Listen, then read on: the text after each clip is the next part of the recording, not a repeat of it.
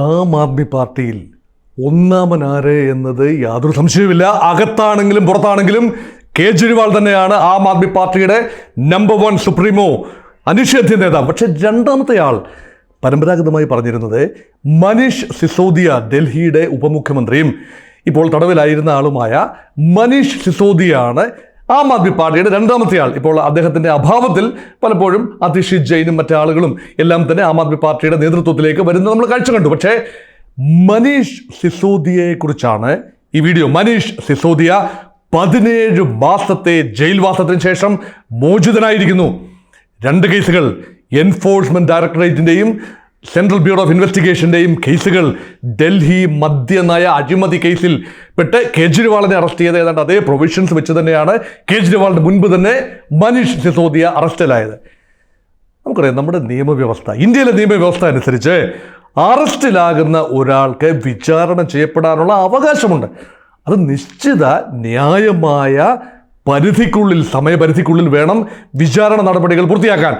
ഇത് ഒരു രീതിയിലും വിചാരണ മുന്നോട്ട് കൊണ്ടുപോകാതെ 17 വർഷം, 17 മാസം, ഏതാണ്ട് 1.5 വർഷത്തോളം കോടതി തടവിലാണ്, കസ്റ്റഡിയിലാണ്.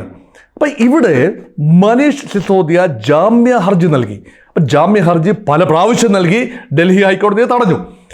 കഴിഞ്ഞ പ്രാവശ്യം ഡൽഹി ഹൈക്കോടതി ജാമ്യ ഹർജി നൽകിയപ്പോൾ അത് സുപ്രീം കോടതി വരെ പോയി. സുപ്രീം കോടതിയിലും ആ ജാമ്യ ഹർജി നിഷേധിച്ചു. കാരണം ഈ പ്രോസിക്യൂഷൻ്റെ ഭാഗത്ത് നിന്ന് കേസ് അന്വേഷിക്കാൻ കുറച്ചുകൂടെ സമയം വേണം, ഒരുപാട് ഡോക്യുമെന്റ്സ് പരിശോധിക്കേണ്ട ആവശ്യമുണ്ട്. ഇതെല്ലാം പറഞ്ഞപ്പോൾ 6 മാസത്തെ സമയം അവർ ചോദിച്ചു. ആ സമയം കൂടി അവർ അനുവദിച്ചു കൊടുത്തു. അതിനുള്ളിലും വിചാരണ നടപടികൾ പൂർത്തിയാക്കാൻ കഴിയാതെ പോയപ്പോൾ കഴിഞ്ഞ ദിവസം സുപ്രീം കോടതി നിർണായകമായ ഒരു വിധിന്യായം പ്രഖ്യാപിച്ചു. ഇനി ഈ വ്യക്തിയെ മുന്നോട്ട് ഈ തടവിൽ ഇടാൻ പാടില്ല, അദ്ദേഹത്തിന് ജാമ്യം നൽകണം. അത് കണ്ടീഷണൽ ജാമ്യമാണ്. അത് എപ്പോഴും ജാമ്യം നൽകുന്നതിന് വ്യവസ്ഥകളുണ്ട്. 10 ലക്ഷം രൂപയുടെ സ്വന്തം ജാമ്യത്തിലും 10 ലക്ഷം രൂപയുടെ 2 ആൾ ജാമ്യത്തിലും മനീഷ് സിസോദിയയെ വിട്ടയച്ചിരിക്കുന്നു. അപ്പം അറസ്റ്റ് ചെയ്ത ഏജൻസികൾക്ക്, CBIക്കും എൻഫോഴ്സ്മെന്റ് ഡയറക്ടറേറ്റും മുഖത്ത് അടിയേറ്റതുപോലെയായി. കേജ്രിവാളിൻ്റെ അറസ്റ്റ് ചെയ്തു, അദ്ദേഹത്തെ റിലീസ് ചെയ്യാൻ ഉത്തരവിട്ടു. വീണ്ടും അദ്ദേഹത്തെ അതേ കേസിൽ CBIയുടെ അറസ്റ്റ് ഉണ്ടായി, അദ്ദേഹം തുടരുന്നു എന്നുള്ളത് അവിടെ സമ്മതിക്കാം. പക്ഷേ ന്യായമായ സമയം, ഇനി ഇതിൻ്റെ നിയമവശത്തിലേക്ക് നമുക്ക് പോകാം. എന്താണ് ഈ ന്യായമായ സമയം എന്ന് പറയുന്നത്? നമ്മുടെ ഭരണഘടനയുടെ ആർട്ടിക്കിൾ 21, ഭരണഘടനയുടെ ആണിക്കല്ലാണെന്ന് വേണമെങ്കിൽ പറയാം. ആർട്ടിക്കിൾ 21 അതിൽ പറയുന്നത് റൈറ്റ് ടു ലൈഫ് എന്നൊരു പ്രൊവിഷനുണ്ട്. No citizen of India shall be deprived of his right to life or personal liberties except according to the procedure established by law. നിയമം അനുശാസിക്കുന്ന രീതിയിലല്ലാതെ ഒരു ഭാരത പൗരൻ്റെയും ജീവിക്കാനുള്ള അവകാശം നിഷേധിക്കാനാവില്ല. ഇവിടെ മനീഷ് സിസോദിയ എന്ന ഇന്ത്യൻ പൗരൻ, ഡൽഹി ഉപമുഖ്യമന്ത്രി പോയിക്കോട്ടെ, ഇന്ത്യൻ പൗരൻ്റെ ജീവിക്കാനുള്ള അവകാശം, വെറുതെ ജീവിക്കാനുള്ള അവകാശമല്ല, അധികാരത്തോടെ, അവകാശത്തോടെ മറ്റു പൗരന്മാർ അനുഭവിക്കുന്ന സഞ്ചാര സ്വാതന്ത്ര്യത്തോടെ, അഭിപ്രായ സ്വാതന്ത്ര്യത്തോടെ ജീവിക്കാനുള്ള അവകാശമാണ് ലംഘിക്കപ്പെട്ടിരിക്കുന്നത്. അതിനെ അറസ്റ്റ് ചെയ്യപ്പെട്ട ഒരു കുറ്റാരോപിതൻ കുറ്റവാളിയല്ല, കുറ്റാരോപിതൻ. ആ കുറ്റാരോപിതൻ്റെ അറസ്റ്റിന് കാരണമായ കാരണങ്ങളിൽ ന്യായമായ സമയം എടുത്തുകൊണ്ട് വിചാരണ നടത്തേണ്ടതാണ്. വിചാരണ കോടതിയിൽ കാലതാമസം നേരിട്ടാൽ അതിന് പലപ്പോഴും രാഷ്ട്രീയപരമായ കാരണങ്ങളാണ്. നമ്മുടെ കോടതി വ്യവസ്ഥയെ സ്വാധീനിക്കുന്നത് പലപ്പോഴും ഈ നിയമകാരണങ്ങൾ മാത്രമല്ല, അതിനുപരിയായ പല സമ്മർദ്ദങ്ങളും ഉണ്ടാകാം. അങ്ങനെ വിചാരണ കോടതിയിൽ താമസം നേരിട്ടാൽ സ്വാഭാവികമായി ചെയ്യുന്നത് എന്താണ്? അപ്പീൽ കൊടുക്കാം, ഹൈക്കോടതിയിൽ അപ്പീൽ കൊടുക്കാം, സുപ്രീം കോടതിയിൽ അപ്പീൽ പോകാം. ഇതിനെല്ലാം ആദ്യമൊന്നും അപ്പീൽ അനുവദിക്കില്ല.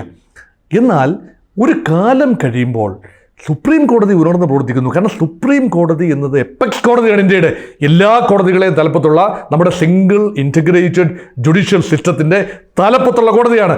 ഒരു കേസും താഴെത്തട്ടിൽ അവസാനിക്കണമെന്നില്ല, സുപ്രീം കോടതി വരെ എത്താം ഏത് കേസും. അതാണല്ലോ ആ ഒരു ശ്രേണി. അങ്ങനെ സുപ്രീം കോടതി വരെ പോകേണ്ടി വന്നു മനീഷ് സിസോദിയയ്ക്ക്. അങ്ങനെ സുപ്രീം കോടതി അവസാനം മനീഷ് സിസോദിയയ്ക്ക് ഡൽഹി മദ്യനയ കേസിൽ ജാമ്യം അനുവദിച്ചിരിക്കുന്നു. അതിനർത്ഥം എന്താണ്?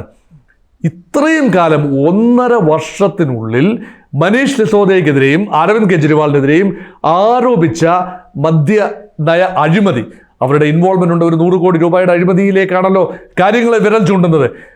ശരത് ചന്ദ്ര റെഡ്ഡി എന്ന് പറയുന്ന ഒരു ബിസിനസ് ടൈക്കൂൺ, പണം കൊടുത്ത് ആ പണം ആം ആദ്മി പാർട്ടി വാങ്ങി ഗോവ തെരഞ്ഞെടുപ്പിനും ഗുജറാത്ത് തെരഞ്ഞെടുപ്പിനും വേണ്ടി ചെലവഴിച്ചു.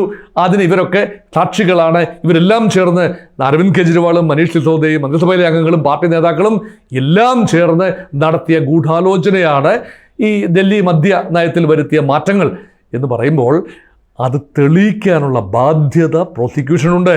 അത് തെളിയിക്കാതെ അനിയന്ത്രിതമായി അനിശ്ചിതമായി മുന്നോട്ട് പോയാൽ ആ നിയമം കരിനിയമമായി മാറും. ഇത് കരിനിയമത്തിൽ പെട്ടൊന്നുമല്ല, ടാഡോയോ പോട്ടോയോ ഒന്നുമല്ല, മറിച്ച് സാധാരണ മറ്റ് നിയമം അനുസരിച്ചാണ് EDയുടെയും CBIയുടെയും കേസുകളിലാണ് അറസ്റ്റ് നടന്നിട്ടുള്ളത്. പക്ഷേ ഇത് ജുഡീഷ്യൽ പാർലൻസിൽ വളരെയധികം ഇനിയുള്ള നാളുകളിൽ ചർച്ച ചെയ്യാൻ പോവുകയാണ്. കോടതി രണ്ടംഗ ബെഞ്ച്, സുപ്രീം കോടതിയുടെ ബെഞ്ച് വ്യക്തമായ നിരീക്ഷണം നടത്തി. എന്താണ്? ഇവിടെ ജാമ്യം എന്ന് പറയുന്നത് ഒരു നോമാണ്, അതേസമയം തടവ് എന്ന് പറയുന്നത് ഒരു എക്സെപ്ഷനാണ്. അതായത് ജാമ്യം ചോദിച്ചാൽ ന്യായമായ കാര്യമുണ്ടെങ്കിൽ ജാമ്യം കൊടുക്കുക എന്നതാണ്. ജാമ്യം തടയുന്നതിനകത്താവരുത്.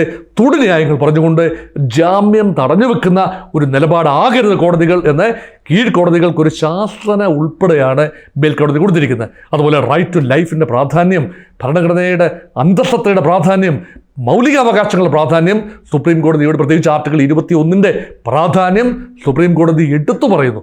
അതുകൊണ്ട് അതീവ നിർണായകമായ ഒരു വിധിന്യായമാണ് കഴിഞ്ഞ ദിവസം ഡൽഹി മദ്യനയ അഴിമതി കേസിലുണ്ടായത്. അങ്ങനെ സിസോദിയ, മനീഷ് സിസോദിയ എന്ന രണ്ടാമൻ പുറത്തു വന്നിരിക്കുന്നു. ഒന്നാമൻ ഇപ്പോഴും അകത്ത് തന്നെ. അതുകൊണ്ട് ഇതേ രീതിയിൽ തന്നെയാണോ അരവിന്ദ് കെജ്രിവാളിൻ്റെ കേസും പരിഗണിക്കാൻ പോകുന്നത് എന്ന് നമുക്ക് കാത്തിരുന്ന് കാണാം.